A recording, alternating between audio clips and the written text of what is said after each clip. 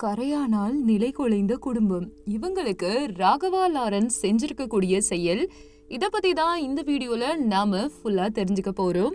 அதாவது ராகவா லாரன்ஸ் இவர் தமிழ், தெலுங்கு, ஹிந்தின்னு எல்லா லாங்குவேஜ்லையும் கலக்கேற்றிக்கக்கூடிய கோரியோகிராஃபர், டான்ஸ் அப்படின்றத தாண்டி சிறந்த நடிகர், டிரெக்டர், காமெடியன்னு எல்லா இடங்களையும் தனக்குன்னு ஒரு பெயர் கொடுத்துருக்காரு. இப்போ ப்ரொடியூசராகவும் உயர்ந்திருக்காருன்னு சொல்லலாம். இவர் நிறைய படங்கள் தமிழில் கொடுத்துருக்காரு, தெலுங்குல கொடுத்துருக்காரு, நிறைய படங்கள் டிரெக்ட் பண்ணியிருக்காரு. அதையும் தாண்டி ஏழை எளிய மக்களுக்கு பல ஆண்டு காலமாக நிறைய உதவி இருக்காரு. ஏழை பசங்களை படிக்க வச்சிருக்காரு. அவர் ட்ரஸ்ட்ல படித்து பெரிய ஆளான பசங்கள்லாம் சேர்ந்து மாற்றம்னு சொல்லிட்டு ஒரு அறக்கட்டளை நடத்திட்டு இருக்காங்க.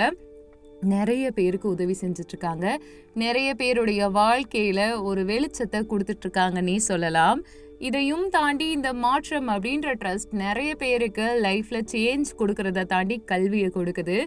அப்படிப்பட்ட சூழ்நிலையில் பார்த்தீங்கன்னா, ஒரு கூலி தொழிலாளி குடும்பம் சின்ன வயசுலேருந்து ரொம்ப வருஷமாக என்ன பண்ணியிருக்காங்கன்னா, தாங்கள் கொஞ்சம் கொஞ்சமாக சிறுக சிறுக பணம் சேர்த்துட்டு வந்திருக்காங்க. ஒரு லட்சம் ரூபாய் வரைக்குமே வந்துட்டு மண்ணுக்குள்ளே புதைச்சு சேர்த்துட்டு வந்திருக்காங்க. ஏன் அப்படி பண்ணாங்கன்னு தெரியல. பாவம் கொஞ்ச நாளுக்கு அப்புறம் ஏதோ ஒரு தேவை ஏற்பட அந்த பணத்தை தேடி இருக்காங்க. எடுத்து பார்த்தா கரையா நரிச்சிருக்கு. அழுன்னு அழுதிருக்காங்க. துடிக்க பணம் எல்லாம் போச்சேன்னு அவ்வளோ வருத்தம். இது சோஷியல் மீடியா, டிவி எல்லாத்துலேயுமே வந்துட்டு இருந்துச்சு.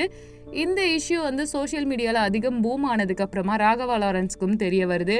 அவர் என்ன பண்ணார்னா, அதே அளவுக்கு பணத்தை அவங்க குடும்பத்துக்கு கொடுத்தது மட்டும் இல்லாமல் அந்த குடும்பத்தில் இருக்கவங்களுடைய ஆசையும் பெற்றிருக்காரு. அப்போ ஒரு விஷயம் அவர் பதிவிடுவார். அதாவது, நீங்கள் செஞ்ச உதவிக்கு பெரிய நன்றி. குறிப்பாக குறிப்பிட்டு சொல்லணும்னா, இந்த நியூஸை என் காதுக்கு கொண்டு வந்த சோஷியல் மீடியாவுக்கு நன்றி. ஏன்னா அவங்க கஷ்டப்பட்டு சேர்த்துருப்பாங்க. எவ்வளோ வருத்தம் இருந்திருக்கும் அந்த பணம் இப்போ போயிடுச்சுன்னு சொல்லிட்டு. ஸோ அதுக்காக தான் அந்த பணத்தை நான் அவங்களுக்கு கொடுத்துருக்கேன்னு சொல்ல. ஏன்னா இப்போ கிடையாதுங்க. முன்னாடி இருக்க காலத்தில் இந்த மாதிரி பணம்லாம் சேர்த்து வைப்பாங்க. சேர்த்து வச்சுட்டு அந்த பணம் திருடு போயிட்டாலும் சரி, அப்படி இல்லைனா அந்த பணம் ஏதோ ஒரு வழியில் இந்த மாதிரி அழிஞ்சு போச்சுன்னா மன ரீதியாக பிறழ்வு ஏற்படும். ஏன்னா கரெக்டாக சொல்லணும்னா, டிமானிட்டைசேஷன் டைம்லலாம் கூட பார்த்தீங்கன்னா, நிறைய பேர் பணத்தை ரொம்ப வருஷமாக சேர்த்துட்டு இந்த கிராமத்தில் இருக்கக்கூடிய ஆட்களுக்கு இந்த விஷயம் டிமானிட்டைசேஷன் சரியாக கொண்டு போய் சேரலைன்றனால என்ன ஆயிடுச்சுன்னா, பணப்பற்றாக்குறை ஏற்பட்ட சமயத்தில் அந்த பணம் மொத்தமாக மதிப்பிழந்த சமயத்தில் இந்த காசு ஒன்றுமே இல்லைன்னு தெரியாமல் நிறைய வயதானவங்களுக்கு புத்தி பிறழ்வெல்லாம் ஏற்பட்டிருக்கு. இந்த மாதிரியான சூழ்நிலையில் ஒரு வழியாக இந்த மாதிரி ஒரு ப்ராப்ளம் வந்திருக்குன்னும் போது பணம் கொடுத்து உதவக்கூடிய அந்த குணத்தை சோஷியல் மீடியாவில் பயங்கரமாக பாராட்டுறாங்க. இந்த நியூஸ் காட்டு தீ போல் பரவுது. நீங்கள் இதை பற்றி என்ன நினைக்கிறீங்கன்றதை கமெண்ட் பண்ணுங்கள். குறிப்பாக நம்ம சேனலை லைக் பண்ணுங்கள், ஷேர் பண்ணுங்கள், சப்ஸ்கிரைப் பண்ணுங்கள், பெல் ஐகானை கிளிக் பண்ணி வச்சுக்கோங்க. அப்போ தான் நம்ம சேனலில் போடக்கூடிய வீடியோஸுடைய நோட்டிஃபிகேஷன் உங்களை வந்தடையும். நன்றி.